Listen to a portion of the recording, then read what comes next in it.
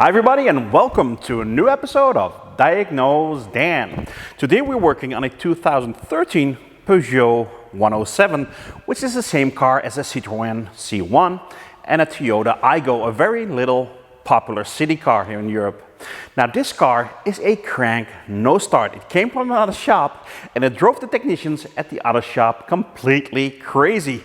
They replaced a lot of parts, did a lot of measurements, invested a lot of time, but still a crank no start. So let's see if we can diagnose this one together.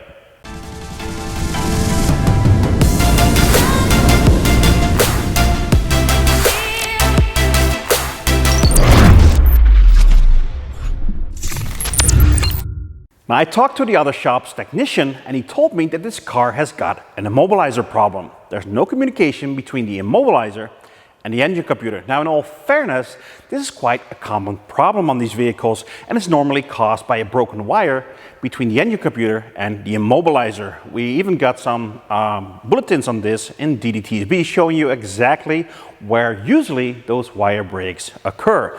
Now, according to the other technician, he double-checked the wiring, he did a continuity test, and there's no broken wire. So after that, he decided to take a working immobilizer set, so an engine computer, an immobilizer, an ignition lock with antenna and key from another known good vehicle, placed it in this car, but still a crank no start and still no communication between the immobilizer and the engine computer. So in this video, I want to take you through the steps that the technician took and see if maybe he missed something, and hopefully we can figure out this mystery. He even replaced another module, which in all fairness, I have no idea where it's for, but let's start out by confirming the customer complaint and let's see if this car is a crank no start, and hopefully we can solve this mystery and get this little car running again. Now this is how I got the car. The engine computer mounted with a tie wrap, the wiring loom totally opened, the battery has been out, the fuse box has been out. They removed the dash, or partially removed the dash, because the immobilizer is behind the dash.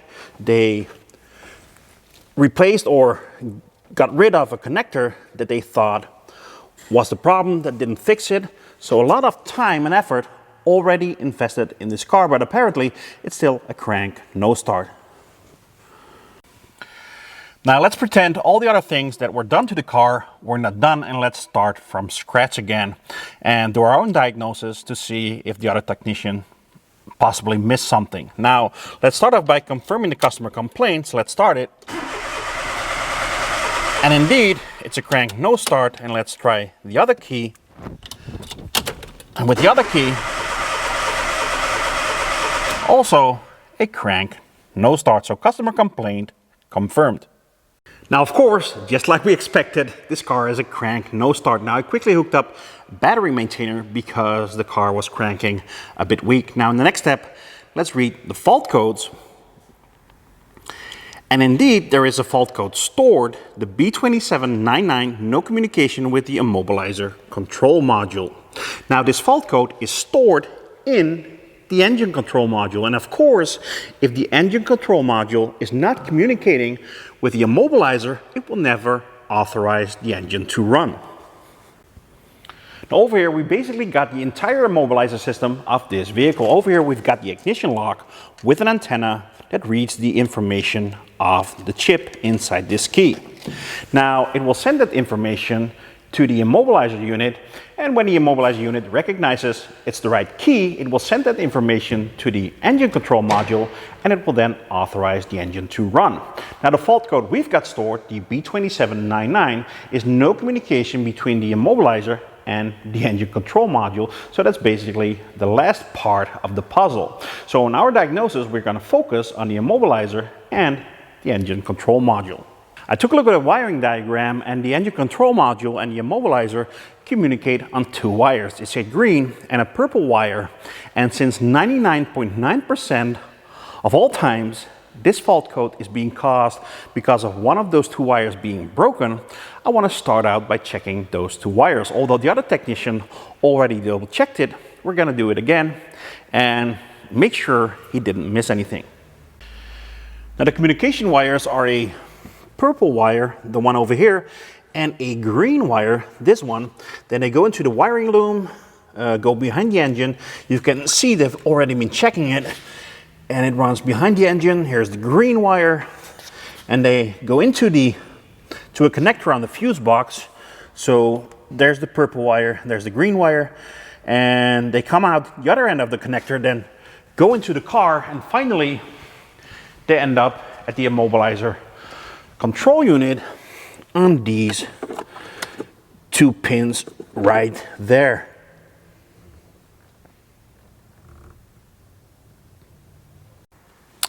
So I removed the immobilizer unit and I back probed one of the 2 communication wires, in this case the green wire, and I hooked it up to my multimeter, and I set my multimeter to continuity. So right now it's set to continuity and it reads OL, or open line.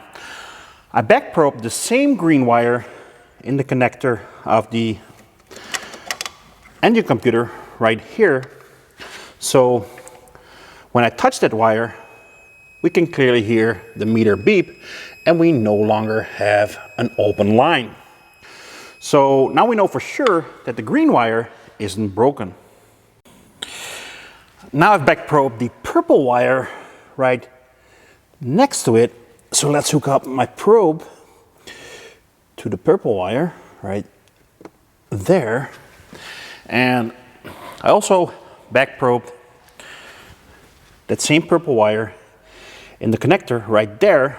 So again, the multimeter set to continuity, open line right now. Let's touch the purple wire, and the connector is disconnected. And when hear the meter beep again, and it no longer is an open line. So definitely not a broken wire. So it looks that both communication wires have continuity. So the 2 communication wires between the immobilizer and the engine control module don't appear to be broken. But still, we've got no communication with the immobilizer. So maybe we've got a broken immobilizer control unit. So let's do a quick check. I turned on the ignition and I plugged the module back in. So let's go back to the scan tool, and let's start out by reading the engine ECU one more time.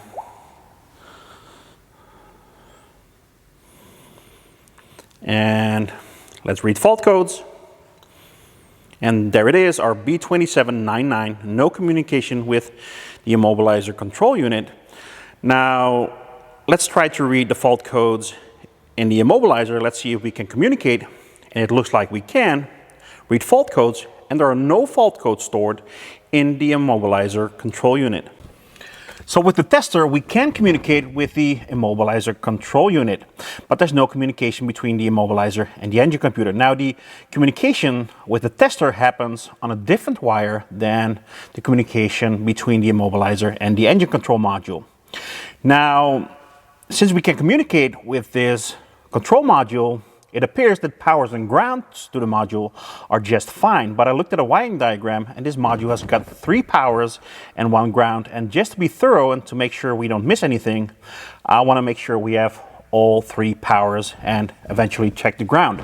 So let's hook up my test light to a ground location, and let's start with the first pin, which is this one, and that lights up. So a power over there, and then the one next to it. We also have power on the second wire, and then the third and last power. That's okay. So let's check ground next. Now, the ground wire is a white wire with a black stripe on the corner right here. So let's back probe it, and let's use the power we've just confirmed to check our ground. So let's hook up our test light between our known good power and that ground wire. You can see our test light lights up. So 3 powers confirmed, the ground confirmed, and in all honesty, I didn't expect anything else because we've got no fault code stored in the immobilizer and we can communicate with it. But we had to be thorough. Now we can communicate with the engine control module and we can communicate with the immobilizer control module, but they can't communicate with one another. Now we checked the two wires between them and they don't appear to be broken. Now I was thinking we back probe those wires, so maybe there's a pin fitment issue. So in the next step I want to do a drag test to see if there's not too much play in the pins so they don't make a proper contact. Now let's start out by removing the immobilizer control unit. And when you don't want to do a pin fitment or pin drag test, look inside the module, look at the size of the pins, and try to find a similar size pin. Now we're going to concentrate on those two communication wires, so the purple one over here, and that seems to be just fine, and the green one next to it, that feels fine as well. It's not loose, so it's tight enough to make a contact. Now let's do the same thing at the engine control module. Now let's do exactly the same thing with the engine computer. So let's start out with the purple wire. That's the second one from the bottom. 1, 2, and that's very tight. That's perfect. And then the 1, 2, 3, 4, 5, 6 at the top. 1, 2, 3, 4, 5, 6. That's the green wire. And that's just perfect as well. Now to be honest, normally on these vehicles it's just a broken wire, but this one is starting to become really interesting. Now the next step I want to do is not a part of any professional diagnostic procedure, but since we've got them with the car and so easy, I want to hook up the donor immobilizer and engine computer, hook them up to the car. I'm not going to hook up the ignition switch with the key, so we might get a fault code for key not recognized or something, but just for fun, let's hook these up and see if anything changes.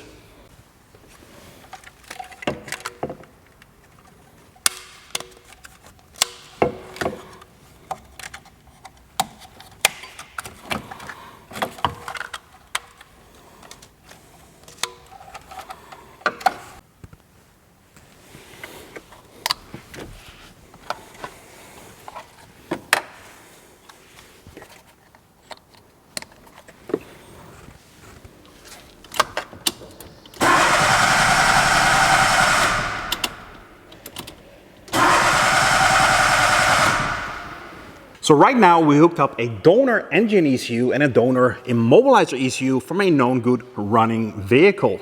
Now I didn't change the ignition lock, so it's the wrong key for this set. So we're probably gonna have a fault code for the key, like key not recognized or something. Still a crank no start as you heard. So let's read fault codes. Let's start out with the engine ECU and let's see, read fault codes.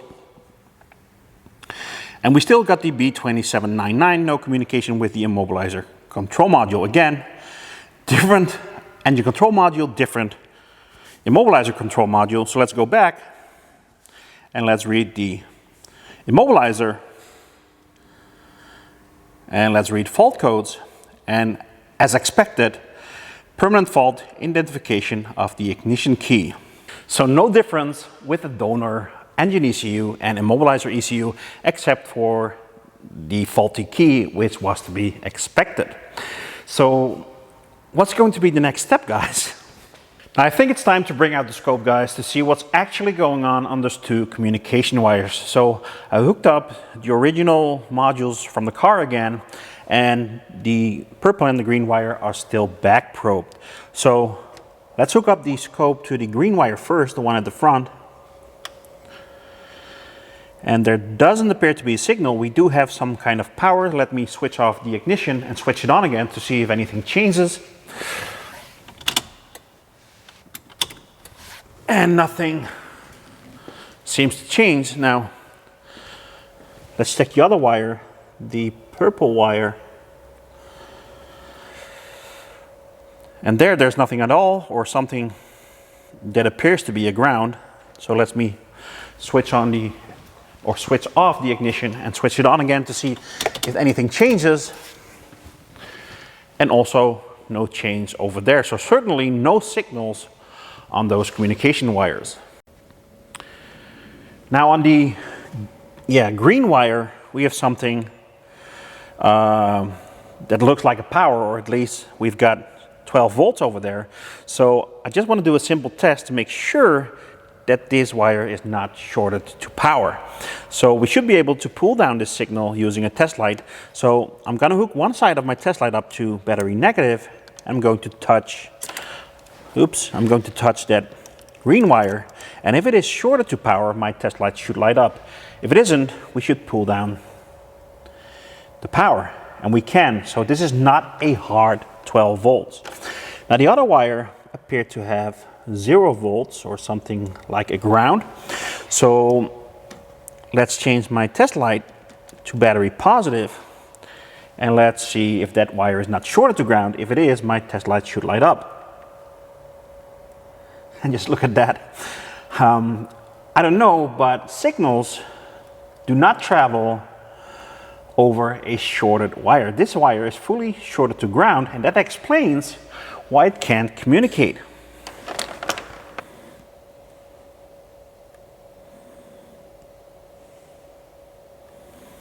Now let's check the same thing inside the car. So I hooked up my test light to battery positive, so when we touch a ground, the test light should light up. Now this purple wire is just connected between the immobilizer and the engine control module. It shouldn't be connected to anything else. Now let's touch it with the test light, and you can see how the test light lights up. Now it's not supposed to do that. So let's do the same thing with the control modules disconnected. So right now the purple wire isn't connected to anything. It's a floating wire between this connector and the connector inside the car. Now again, test light connected to battery positive, so when I touch the ground, the test light lights up. And as you can see, the test light lights up. So although this purple wire shouldn't be connected to anything, it's connected to ground. Now let's do the same inside the car. Nothing connected to the purple wire. Let's touch it with a test light, and the test light lights up. So somehow that purple wire is connected or shorted to ground. Now let me quickly show you something, and hopefully we can all learn something here. I back probed that purple wire and I connected it to my meter. Now I set the meter to continuity, and right now it shows open line. Now let's touch that purple wire, the other side of the purple wire, with the other lead, and the meter starts to beep and it no longer shows open line. So you might think there's nothing wrong with this wire. Now let me touch the negative terminal of the battery, and again that meter starts to beep. Or let me touch that ground point over here and the meter starts to beep. Or let me touch a bolt on the engine right here, and again the meter starts to beep. So the question is a continuity test the best way to test a wire? And the answer is no, it can get you into trouble. And it's probably what prevented the technician that worked on this car to solve this issue. Now I decided to make a rather radical decision. I decided to cut the purple and the green wire from the wiring harness, although I don't think there's something wrong with the green wire, but just to be 100% sure. And don't worry, after the diagnosis, I will repair the wiring harness up to very high standards. And in all fairness, there's probably something wrong with the harness anyway, so a wire needs to be replaced anyway at some point. Now, I put a jumper wire directly to the immobilizer control unit in the car. So I totally bypassed the car's wiring harness. Now, let's hook up the scope and see if we're getting any signals now. Now let me start by checking the green wire over here. And again, we see the 12 volts. Let me turn on the ignition.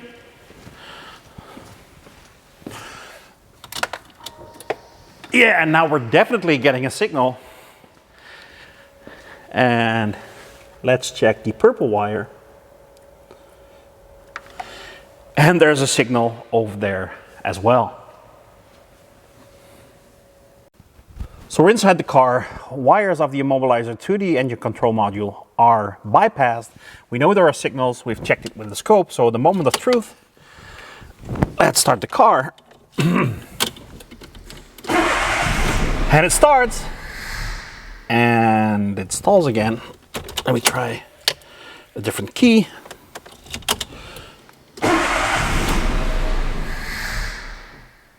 And it stalls again. The symptoms definitely changed. Let's try one more time. So now it is a start stall. So now we went from a crank no start to a start stalls, but still no fix. But I actually have seen this before. When you have tampered with the Toyota immobilizer system, and this basically is a rebranded Toyota Aygo, when you've tampered with it, and we have tampered with it because there was a wire shorted to ground, we installed different immobilizer control units, we installed different engine control modules. At some point, we tried to start the engine with a key that didn't belong to the immobilizer, so the system is pretty upset, or must be pretty upset right now. But when you've tampered with it, or when you installed a new immobilizer control unit, you need to do a realignment between the engine control module and the immobilizer. Now there's a procedure for that, so let's do that procedure, and hopefully after that the car will start.